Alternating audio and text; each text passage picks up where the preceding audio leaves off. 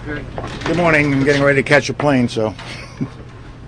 What do you think Senator Obama will be a better transitional president than potentially Senator McCain?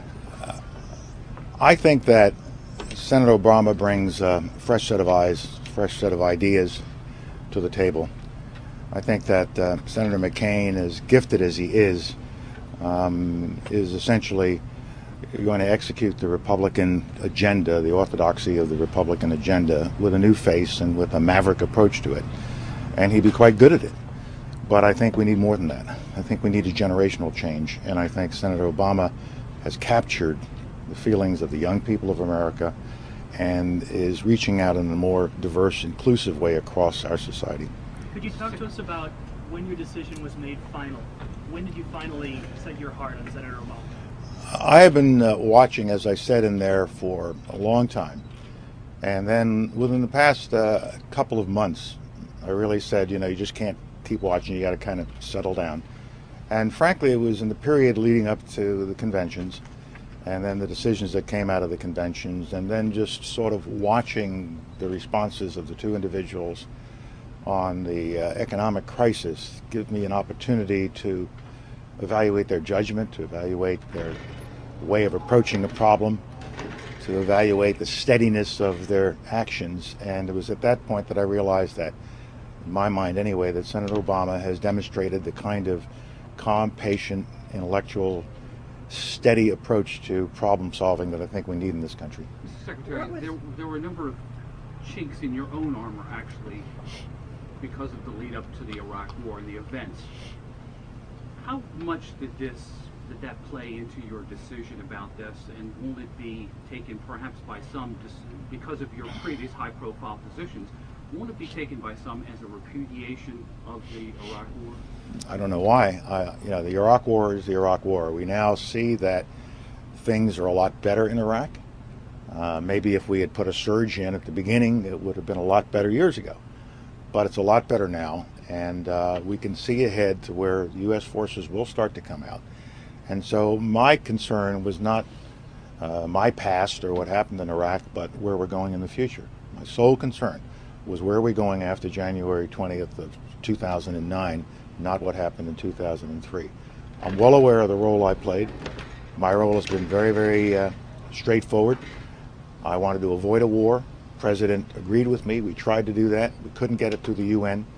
And when the President made the decision, I supported that decision. And I've never blinked from that. I've never said I didn't support the decision to go to war. And the war looked great until the 9th of April when the statue fell. Everybody thought it was terrific, and it was terrific. The troops had done a great job. But then we failed to understand that the war really was not over, that a new phase of the war was beginning, and we weren't ready for it, and we didn't respond to it well enough, and things went very, very, very, very south, very bad. And now it's starting to turn around through the work of General Petraeus and the troops, through the work of the Iraqi government, through our diplomatic efforts, and I hope now that this war will be brought to an end, at least as far as American involvement is concerned, and the Iraqis are going to have to be responsible for their own security and for their own political future. Sir, one more than I do have to go. Did McCain's negativity play in your decision in the negative tone of the campaign? It troubled me. We have two wars. We have economic problems. We have health problems. We have education problems. We have infrastructure problems. We have problems around the world with our allies. And so those are the problems the American people wanted to hear about, not about Mr. Ayers, not about who's a Muslim and who's not a Muslim. Those kinds of images going out in Al Jazeera are killing us around the world. And we have got to say to the world, doesn't make any difference who you are or what you are. If you're an American, you're an American. And this business of, for example, a congressman from Minnesota who's going around saying, let's examine all congressmen to see who is pro-America or not pro-America. We have got to stop this kind of nonsense, pull ourselves together, and remember that our great strength is in our unity and in our diversity.